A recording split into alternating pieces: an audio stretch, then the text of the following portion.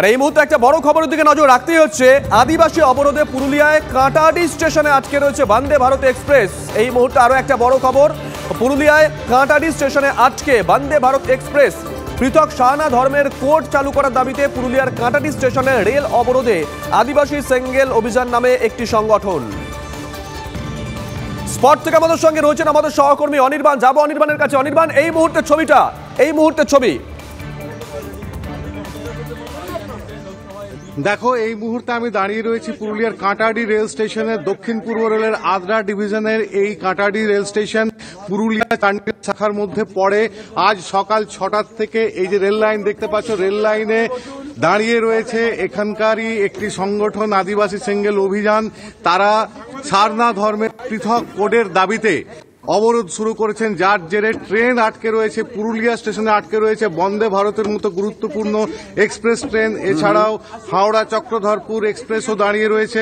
বিভিন্ন স্টেশনে বহু এক্সপ্রেস এবং মেল প্যাসেঞ্জার ট্রেন দাঁড়িয়ে রয়েছে।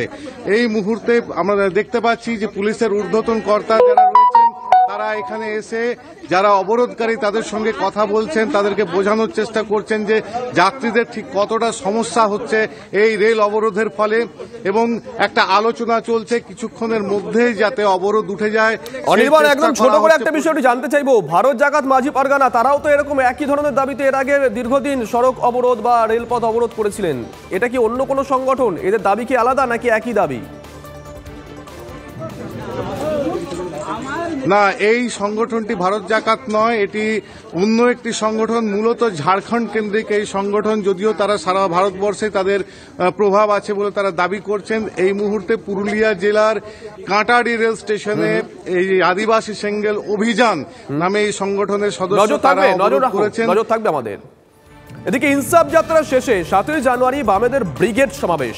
50 দিনের ইনসাফ যাত্রায় গোড়া থেকেই নেতৃত্বে ছিলেন মীনাক্ষী মুখোপাধ্যায়। ব্রিগেডের সমাবেশেও নেত্রী মীনাক্ষীকে ঘিরে উচ্ছ্বাস থাকবে, এমনটাই আশাবাদী বাম ছাত্র যুবরা। প্রদীপ্ত আমাদের সঙ্গে রয়েছেন, আমাদের সহকর্মী। প্রদীপ্ত, এর আগেও আমরা দেখেছিলাম ধর্মতলায় একটা বিরাট ঐতিহাসিক সমাবেশ হয়েছিল, রেকর্ড ভিড় হয়েছিল, যার নেতৃত্বে ছিলেন ক্যাপ্টেন মীনাক্ষী।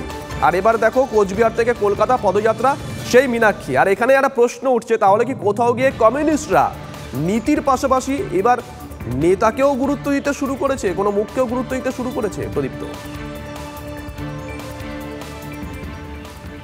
দেখো, নেতাকে গুরুত্ব না দিলে হয়তো এই সময়ের রাজনীতিতে চলা তাদের পক্ষে অসম্ভব, এবং সেই জায়গা থেকে তারা এই মুহূর্তে মীনাক্ষী মুখোপাধ্যায়কে ঘিরে বামপন্থীদের মধ্যে যে উচ্ছ্বাস উদ্দীপনায় 2910 কিলোমিটার যে রাস্তা ইনসাফ যাত্রা পাড়ি দিয়েছে, তার প্রতিটা মুহূর্তে নেতৃত্বে ছিলেন মীনাক্ষী মুখোপাধ্যায়, এবং তাকে আবর্তিত করেই কিন্তু এই মুহূর্তে বাম রাজনীতি ঘুরপাক খাচ্ছে। অন্তত সেই চর্চার রাজনৈতিক মহলে যেমন আছে, তেমন বাম নেতৃত্ব বা সিপিআইএম নেতৃত্ব তারা যেটা বলছেন তা হলো মীনাক্ষীর বলার ধরন, মীনাক্ষীকে মানুষজন আপন করে নিয়েছে। বামপন্থীদের মধ্যেই কোথাও একটা নেতার অভাব 2011-র পর থেকে, ক্ষমতার পরিবর্তনের পর থেকে দেখা যাচ্ছিল, সেই জায়গা থেকে সেটা পূরণ হচ্ছে, এবং সে কারণেই মীনাক্ষী মুখোপাধ্যায়কে সামনে রেখেই এই যে বিরাট সমাবেশের ডাক তারা দিয়েছে, এবং তাদের বক্তব্য আগামী সপ্তাহের রবিবার 7ই জানুয়ারি উপচে পড়বে কলকাতা। সিপিআইএম শূন্য হলেও এখনও মানুষজন যে তাদের সঙ্গে রয়েছে এবং দুর্নীতির ক্ষেত্রে মানুষ আপোষ করতে রাজি নয়, বামপন্থীদের সঙ্গেই তারা চলতে চায়, সেটা কলকাতাতে প্রমাণ হয়ে যাবে। এবং এই শূন্য সিপিআইএম প্রায় 15,000-এর ওপরে গাড়ি তারা ইতিমধ্যেই ভাড়া করেছে। যদিও নজর থাকবে প্রদীপ্ত, আমরা বাম জমানায় দেখেছিলাম বা বাম জমানার পরেও দেখেছিলাম বাম ফ্রন্টের তরফ থেকে ব্রিগেডের ডাক দেওয়া হতো, কিন্তু এবার একেবারে একটি রাজনৈতিক দল সিপিআইএম তাদের যে যুব সংগঠন রয়েছে তারাই মূলত এই ব্রিগেডের ডাকটা দিয়েছেন, এবং তারাই মূলত ভিড়টা এখানে করবেন, এমনটাই আশাবাদী বাম ছাত্র যুব সংগঠনের বিভিন্ন নেতারা। প্রদীপ্ত, ধন্যবাদ।